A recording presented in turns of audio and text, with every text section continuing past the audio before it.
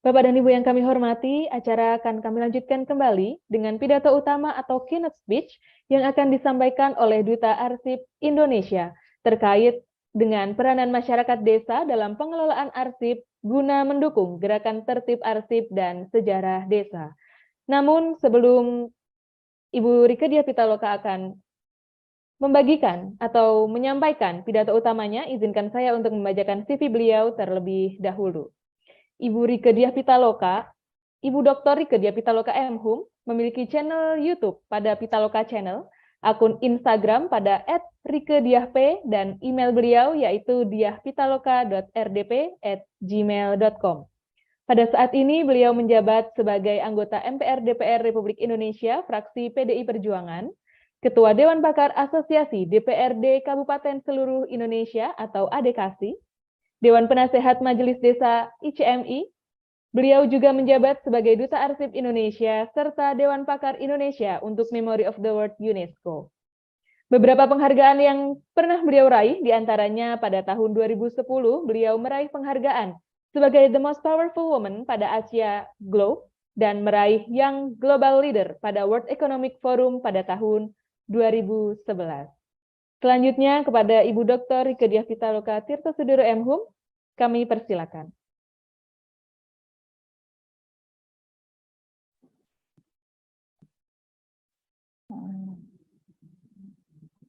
Would you like to unmute later? Oke, aduh berantakan. Assalamualaikum warahmatullahi wabarakatuh. Waalaikumsalam warahmatullahi wabarakatuh. Salam sejahtera untuk kita semua. Om Swastiastu, Namo Buddhaya, salam kebajikan, Rahayu, Rahayu. Yang saya hormati telah hadir bersama kita semua, sahabat perjuangan arsip saya, Kepala Arsip Nasional Republik Indonesia, yaitu Bapak Imam Gunarto, yang sangat saya banggakan. Terima kasih sambutannya luar biasa. Ya, terima kasih Bu. Juga mudah-mudahan ini kita bisa lebih berkolaborasi ke depan. Bapak Taufik Majid, Sekjen Kemendes PDTT. Siap, Bu. Sampaikan salam hormat kepada Gus Menteri dan seluruh jajaran Kemendes yang telah memberikan support luar biasa dalam karir akademik saya dengan dukungan yang luar biasa pada saya beberapa waktu lalu untuk segera menyelesaikan disertasi saya yang berjudul Kekerasan Simbolik Negara melalui Pendataan Perdesaan. Masukan dari Kemendes itu sangat berarti untuk Indonesia, bukan hanya untuk disertasi saya. Kemudian yang saya hormati, ini sahabat lama saya, Mas Muhyiddin M. Dahlan, penggiat literasi. Apa kabar, Mas Muhyiddin? Oh, baik, Mbak. Iya. Kemudian Deputi Bidang Pembinaan Kearsipan ANDRI, Ibu Desi Pratiwi. Kemudian juga selamat pagi Bapak Bito Wikantosa, staf ahli Menteri Bidang Pembangunan dan Kemasyarakatan Kemendes PDTT. Selamat pagi Bu. Selamat pagi. Kemudian dosen sejarah Universitas Gadjah Mada, Mas Sri Margana. Kemudian yang saya banggakan selalu, ini kakak saya, budayawan Taufik Razen, yang selalu mensupport dan yang juga mendorong saya untuk mencintai sejarah dan kearsipan, khususnya arsip Indonesia. Seluruh hadirin dari Kementerian Desa PDTT dan juga dari ANDRI, hadirin yang hadir di sini dari berbagai instansi dan masyarakat yang sangat peduli terhadap desa. Hari ini luar biasa sekali, entah gimana caranya. Tiba-tiba saya terjadwalkan untuk memberikan kuliah umum di Universitas Gadjah Mada 2 hari lalu, dan sekarang saya masih ada di Yogyakarta. Dan di Yogyakarta tepat pada Hari Ibu 22 Desember 2022, di mana kota ini menjadi tempat bersejarah bagi Kongres Perempuan pertama yang berlangsung 20 sampai 25 Desember 1928 di dalam Joyodipuran, Yogyakarta.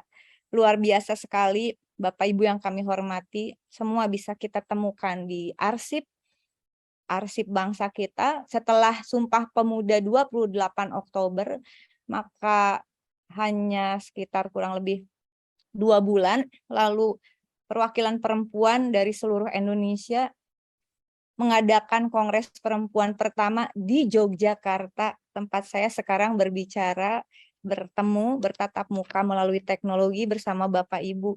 Saat itu Kongres dihadiri kurang lebih 1.000 orang. Bayangkan, zaman itu perempuan-perempuan yang luar biasa mengadakan Kongres Perempuan dari berbagai penjuru tanah air, tidak hanya dihadiri oleh organisasi perempuan, tapi ada organisasi perempuannya kurang lebih 36, tapi ada organisasi yang juga laki-laki. Jadi mereka kolaborasi begitu dan menyadari bahwa perempuan tidak bisa dipisahkan dari kehidupan bermasyarakat, bernegara, dan mereka semua nantinya terlibat pada upaya untuk kemerdekaan begitu. Dari 1928 mereka, para perempuan ini menjadi tokoh gerakan kemerdekaan juga, dan beberapa poin pentingnya adalah tentang memperbaikan nasib perempuan dan anak begitu, yang itu notabene adalah juga ada kaitannya nanti pada tahap berikutnya, akan saya ceritakan sedikit tentang desa. Lalu kemudian keluarlah keputusan Presiden Soekarno begitu setelah merdeka, yang menyatakan 22 Desember itu sebagai hari, kurang lebih hari kebangkitan perempuan, hari terlibatnya perempuan Indonesia, declare secara resmi dalam perjuangan politik. Perjuangan politik bukan untuk mendikotomi antara laki-laki perempuan. Perjuangan politik perempuan adalah bukan untuk membangun dominasi atau tirani perempuan terhadap laki-laki. Tidak sama sekali. Tetapi pada saat itu dikatakan bahwa perempuan adalah bagian dari Indonesia yang juga terlibat dalam berbagai proses sejarah yang luar biasa dalam perjalanan hidup ketatanegaraan, kehidupan berbangsa dan bernegara Indonesia. Jadi lewat forum ini saya kira kalau biasanya kita memperingati Hari Ibu sebagai ini, nanti pada arsip berikutnya akan terlihat keputusan baru setelah masa pemerintahan Soekarno diakhiri, masuk pada suatu pemerintahan yang baru, yang kemudian definisi atau makna ini dikatakan sebagai Hari Ibu, yaitu domestifikasi perempuan begitu. Padahal kalau kita lihat sejarahnya yang luar biasa, bahwa Hari Perempuan itu, Hari Ibu 22 Desember itu maksudnya adalah bukan bagaimana menarik perempuan pada ranah sekedar ranah privat, yaitu sumur, dapur, dan kasur begitu Pak Imam. Tetapi Hari Ibu adalah hari perempuan ikut berjuang untuk Republik ini, dan itu merupakan suatu memori kolektif yang tersimpan di dalam Arsip Nasional Republik Indonesia. Nanti bisa yang punya kesempatan main ke ANRI bisa melihat arsip itu, saya kira cukup lengkap ada di ANRI ya Pak Imam. Dan saya kira juga penting bagi kita untuk menghadirkan kembali bagaimana orang selalu mengatakan saatnya perempuan untuk tampil, tapi bukan tampil untuk dirinya. Saya kira para pendiri bangsa, para pejuang kemerdekaan, perempuan-perempuan yang hadir di dalam Kongres Perempuan pertama menjadi tonggak sejarah bagaimana perempuan berkontribusi bukan hanya pada diri dan keluarganya, tetapi perempuan bisa, sanggup, dan mampu dalam suatu jejaring kolektif membangun kekuatan bersama kaum laki-laki, tidak terpisahkan, tidak mendikotomi antara laki-laki dan perempuan, dan itu secara tegas kemudian dimandatkan dalam konstitusi kita, Undang-Undang Dasar Negara Republik Indonesia 1945, bahwa Republik ini memberikan ruang yang sama bagi laki-laki maupun perempuan. Yang namanya rakyat tidak bisa dipisahkan antara laki-laki dan perempuan untuk bisa berkontribusi dalam mengakhiri kemiskinan dan kebodohan akibat kolonialisme, akibat penjajahan, dan selanjutnya akibat suatu sistem struktural, sistemik struktural yang itu terjadi pada masa-masa berikutnya, termasuk masa sekarang saya kira. Nah, arsip kedua yang izin saya sampaikan di dalam forum ini adalah mengenai arsip pembangunan, karena ini nanti Pak Sekjen ada kaitannya juga dengan desa, adalah arsip pembangunan, roadmap pembangunan pertama, blueprint pembangunan pertama Indonesia menjadi negara industri. Setelah tahun setelah 1945 kita menyatakan menjadi negara kesatuan Republik Indonesia, lalu dalam proses sejarahnya saat itu diputuskan kita untuk mencoba masuk dalam suatu sistem yang cenderung ke arah negara federal serikat yang disebut dengan Republik Indonesia Serikat atau RIS begitu.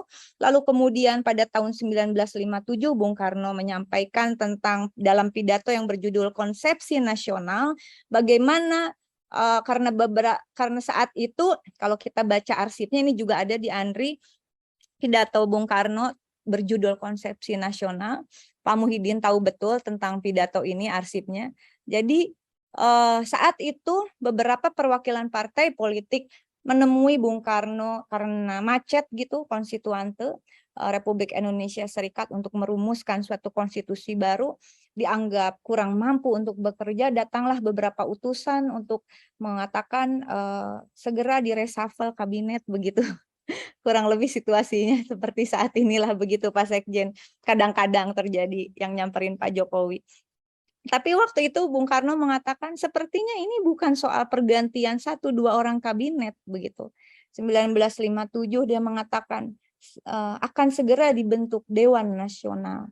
Saya kira tadinya adalah soal Dewan Perwakilan Rakyat hasil pemilu 1955, tapi ternyata setelah saya kaji lebih mendalam, yang dimaksud Dewan Nasional itu adalah Dewan Perancang Nasional. Dewan Perancang Nasional pada tahap selanjutnya akan menjadi Badan Perancang Nasional atau Bappenas. Dewan Perancang Nasional ini terdiri dari komisi A, B, C, D, E, F, 6 komisi Pak Sekjen, terdiri dari 513 orang pakar dari berbagai keahlian, dari berbagai partai politik, dari berbagai mazhab politik dan ekonomi saat itu, yang kemudian melibatkan seluruh kampus di seluruh Indonesia, para pakar dari seluruh Indonesia, akademisi, dan ini menjadi tonggak sejarah science-based policy, evidence-based policy bagi kebijakan pembangunan Indonesia. 513 orang itu, ini saya rinci luar biasa sekali, ternyata juga ada kontribusi para ibu, yaitu Komisi A dengan seluruh hormat saya kepada para pendiri bangsa, founding fathers and founding mothers, 513 orang. Tapi karena ini Hari Ibu, izin Pak Imam, Pak Sekjen, dan semua yang hadir, saya bacakan ibu-ibunya saja kalau 513 orang sampai besok ini. Tapi saya kira penting untuk mengetahui ada perempuan-perempuan luar biasa yang terlibat dalam penyusunan blueprint pertama Indonesia yang disebut dengan Pola Pembangunan Nasional Semesta Berencana. Komisi A yaitu bidang mental, rohani, penelitian, ada 4 orang ibu yang luar biasa. Doa kita semua untuk beliau di Hari Ibu ini, Ibu Nyonya Haji Mahmudah Muwardi, Nyonya Dr. Harusdianti Subandrio, istrinya Pak Subandrio, kemudian Nyonya Suharti Suwarto, Nyonya KS Wiryo Wirasmoko. Komisi B adalah bidang kesejahteraan, Ada 9 orang ibu yang luar biasa terlibat. Nyonya Asman Syahruni, Nyonya Maimunah Bahrok, Nyonya Titi Mehmet Tansmijaya, Nyonya Mujito Mujiati, Nyonya Musdikdir, Nyonya Rumanah, Nyonya Suharti Ali Markaban, Nyonya Sundari Abdurrahman, Nyonya Sutijah Suryahadi. Komisi C, bidang pemerintahan dan keamanan juga pertahanan, saya kira tidak ada perempuannya. Ternyata di sini dari list yang ada di arsip ada 5 orang perempuan, yaitu Nyonya Lestari Suhasno, Nyonya S. Mariamah Jundidi, Nyonya Salawati CH, Nyonya Samijah Sugiharto, Nyonya DS Susanto. Lalu kemudian bidang selanjutnya adalah bidang produksi. Komisi D, ada 2 ibu yang luar biasa, Nyonya Sulasni Mujiati Sudarman, Nyonya Sutinah Sukandi. Komisi E, bidang distribusi dan perhubungan, ada Nyonya Umi Sumarjono, Nyonya Kartinah Kurdi, Nyonya Setiati Surasto, Nyonya Sumari, dan yang terakhir Komisi F, yaitu keuangan dan pembiayaan, ada yang sangat saya banggakan, Nyonya Mansur Hasanah, dan yang terakhir adalah istri dari Kiai Haji Wahid Hashim, yaitu Nyonya SH Wahid Hashim. Subhanallah, alhamdulillah, semoga para founding mothers ini memberikan kekuatan pada energi yang sedang coba kita satukan, karena pola pembangunan semesta berencana, Pak Sekjen, roadmap pembangunan pertama untuk Indonesia menjadi negara industri ini diperuntukkan industri, ada 5 prioritas bidang industri yang 513 orang ini susun, termasuk para ibu yang luar biasa yang tadi saya sebutkan namanya secara khusus karena ini Hari Ibu, adalah bagaimana 5 prioritas bidang industri, yaitu industri sandang, pangan, dan papan, industri bahan baku industri, industri energi khususnya energi terbarukan, industri farmasi dan obat-obatan tradisional, serta industri pariwisata. Ini 5 prioritas industri yang diperjuangkan. Industri lain jalan, tapi ini prioritas. Kenapa mereka bilang, para pendiri bangsa kita mengatakan ini harus menjadi prioritas? Karena bahan baku kita punya, pasar kita punya. Kenapa ini harus menjadi prioritas? Untuk membiayai kesejahteraan.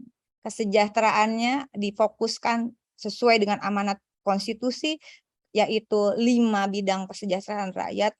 Terpenuhinya hak rakyat atas sandang, pangan, dan papan, terpenuhinya hak rakyat atas pendidikan dan kebudayaan, terpenuhinya hak rakyat atas pekerjaan, kesehatan, dan jaminan sosial, terpenuhinya hak rakyat atas kehidupan sosial, perlindungan hukum dan HAM, serta terpenuhinya hak rakyat atas infrastruktur dan lingkungan hidup yang baik. Syarat pembangunan program A dan program B ini, bidang Kesra dan bidang industri ini, ada 2 syarat penting. Ini saya masuk ke persoalan desa, Pak Sekjen, karena mudah-mudahan ini bisa menjadi satu semangat dan energi kita bersama untuk bukan hanya memperkuat arsip di desa, tapi wabil khusus saya sendiri adalah orang yang mencita-citakan, saya termasuk terlibat di belakang layar dalam penyusunan undang-undang desa, Pak Sekjen. Sangat berharap agar ada penguatan terhadap Kementerian Desa. Karena para pendiri bangsa ini, hadirin yang saya hormati, di dalam roadmap pembangunan pertama Indonesia, di dalam arsip resminya dikatakan bahwa adil dan makmur bagi seluruh rakyat Indonesia yang diwujudkan dalam kebijakan pembangunan semesta, artinya menyeluruh di segala bidang kehidupan dan berencana itu karena berbasis pada ilmu pengetahuan dan teknologi, jadi harus berdasarkan riset yang bisa dipertanggungjawabkan. Mereka mengatakan ada 2 syarat utama, Pak Sekjen, untuk mencapai Indonesia adil dan makmur bagi seluruh rakyat, yaitu democratic rural development, pembangunan perdesaan yang demokratis. Yang kedua, pembangunan perdesaan yang demokratis itu wajib hukumnya berbasis pada data perdesaan yang akurat dan aktual. Mengenai data ini, amanatnya bisa dilihat di dalam arsip ringkasan semesta berencana yang dikatakan langsung oleh Soekarno bahwa tidak mungkin kebijakan pembangunan tidak berbasis data yang akurat, yaitu data rakyat, data kehidupan rakyat yang ada di perdesaan. Saya hampir sampai pada penghujung. Mohon maaf kalau terlalu panjang, karena setelah ini saya izin untuk berjumpa dengan Pak Sekjen dan Deputi Kebijakan Pembangunan Desa. Siap. Mari kita satukan langkah, Pak. Saat ini kabarnya ini jumlah wilayah perdesaan di Indonesia saya rangkum pada tahun 2021 lalu, data BPS tahun 2018 ini belum ada data yang sinkron. Jumlah desa itu 83.931 wilayah, terdiri dari 75.436 desa. Ini arsip juga, artinya kita berbicara 8.444 kelurahan dan 51 unit pemukiman transmigrasi, satuan pemukiman transmigrasi. Sementara data arsip Kemendagri 2020 ini melalui keputusan Mendagri 146.1 strip 4717 tahun 2020 tentang penetapan nama, kode, dan jumlah desa seluruh Indonesia tahun 2020 menyatakan jumlah desa menurut Kemendagri, keputusan resmi arsipnya 74.961 dan jumlah kelurahan ini menurut Permendagri 72 tahun 2009, datanya tahun 2009, 8.488. Ini ada perbedaan angka arsip data yang cukup saya kira cukup penting juga dengan BPS. Sedangkan menurut Kementerian Desa Pembangunan Daerah Tertinggal dan Transmigrasi, di laman resminya, di laman resmi Kementerian Pak Sekjen, menyatakan jumlah desa di Indonesia sebanyak 74.954 desa. Dari perbedaan jumlah desa versi ketiga institusi negara tersebut di atas, maka terlihat jelas adanya kerancuan data perdesaan. Berbicara arsip adalah berbicara data. Menyelamatkan arsip adalah menyelamatkan data. Data terdiri dari data angka, data gambar, dan juga ada data analisis, saya kira, yang itu sedang kami perjuangkan bersama Pak Sekjen, dan kami sangat membutuhkan support.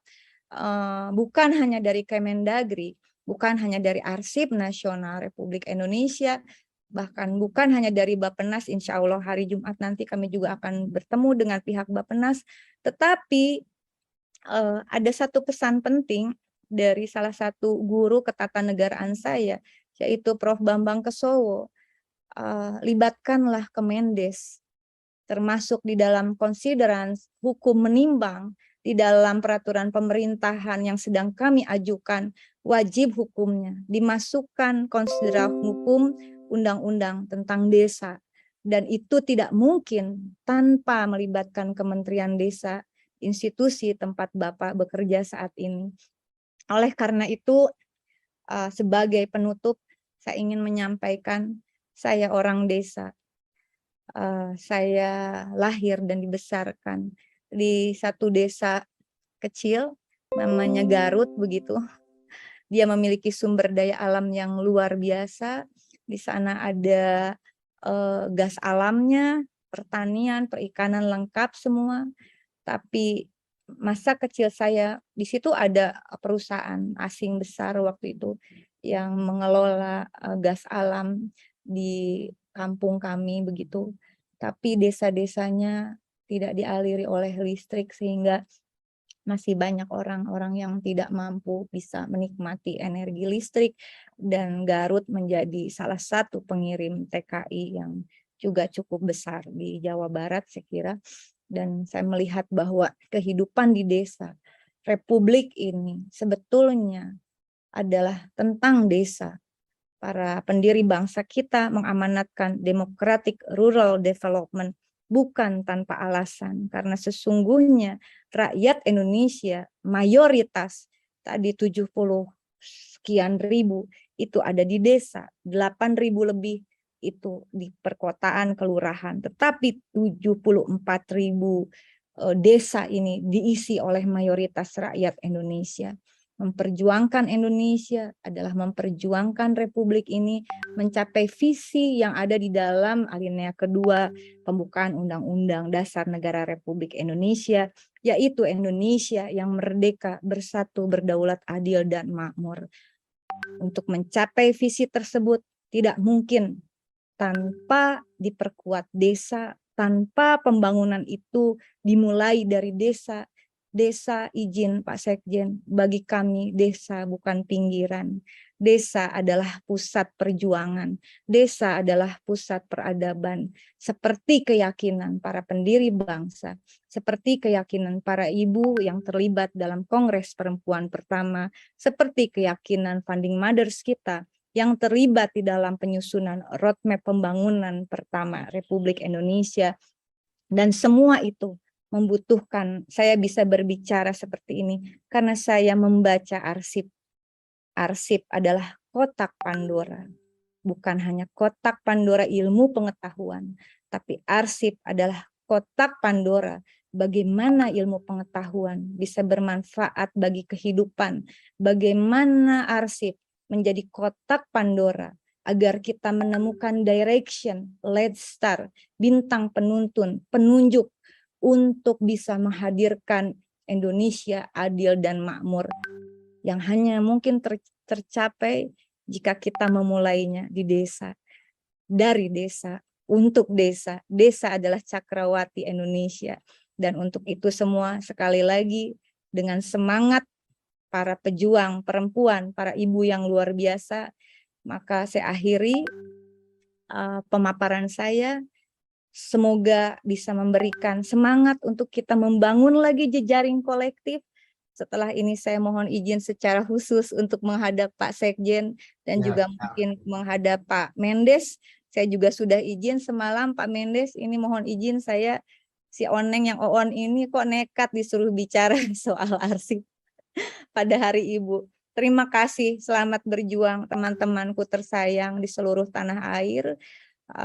Kepala Arsip Nasional yang luar biasa, Sekjen Kemendes dan Deputi Kebijakan Pembangunan Kemendes yang luar biasa, staf khususnya juga luar biasa semua pembicara.